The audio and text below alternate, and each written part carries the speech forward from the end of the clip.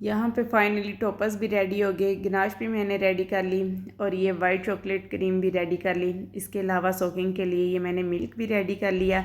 यहाँ पे हमारे दोनों स्पॉन्ज भी रेडी हो गए हैं और अब इस केक की स्टोरी मैं आप लोगों के साथ शेयर करने वाली हूँ।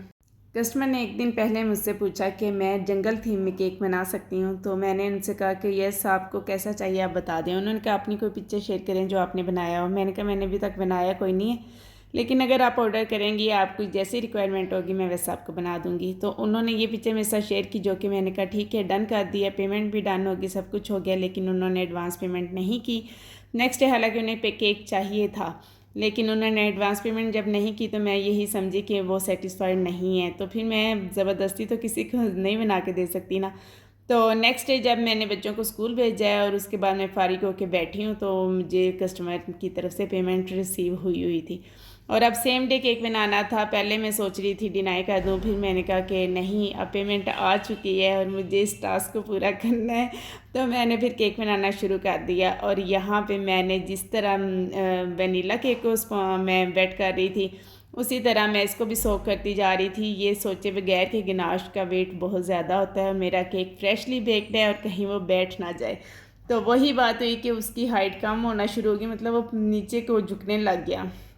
टाइम बहुत थोड़ा रह गया था, 5 बजे मैंने केक देना था और सुबह 8 बजे से 5 बजे तक का टाइम था और उस दौरान में टोपर्स भी रेडी करने थे। तो मैंने सोचा मारिया पैनिक नहीं होना, इसको मैंने जल्दी से उठा के इसी तरह ही ऊपर फ्रीज़र में रख दिया ताकि गिनाश ठंडी हो जाएगी तो वो अपनी जगह पे स्टे कर जाएगी। तो फिर वही हुआ कि जब वो थोड़ी सी चिल हुई है फिर वो सेट भी होगी। उसके बाद मेरी जान में जान आई और मैंने फिर इसकी फ़ाइनल फ्रोस्टिंग करनी थी। अब फाइनल मुझे ये था कि ऊपर मुझे अब बहुत नीटली कवर करना है ताकि उसका जितना टेढ़ा पान है ना वो अंदर ही कवर हो जाए और क्रीम से मेरा केक बहुत अच्छा सा नीट सा हो जाए।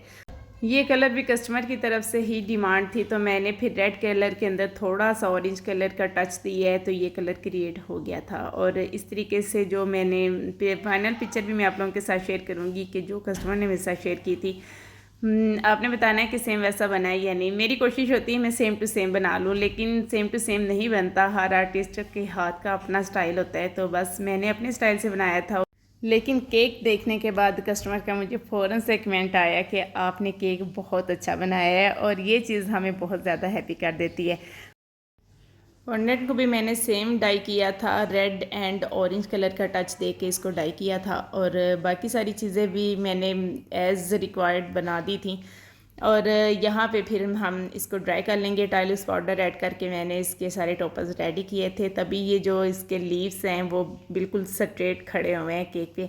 और ये 5 की जगह पे स्नैक था, जो कि मुझे उन्होंने कहा था आपने स्नैक नहीं बनाना, आपने 5 लिखना है, तो मैंने फिर इस तरीके से 5 लिख दिया था और इसको मैंने कम्प्लीटली सेम लुक देने की कोशिश की थी। अब आप लोगों ने मुझे बताना है कि सेम लुक होगी थी या नहीं। ये कस्टमर की तरफ से था और ये जो मैंने बनाया था, और कस्टमर देख के बहुत ज़्यादा खुश हो गई थी।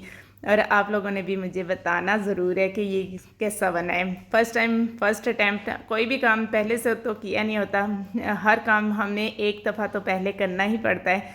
अब वो कोई तो ऑर्डर करेगा तो ही हम एक दफ़ा उसको ट्राई करेंगे।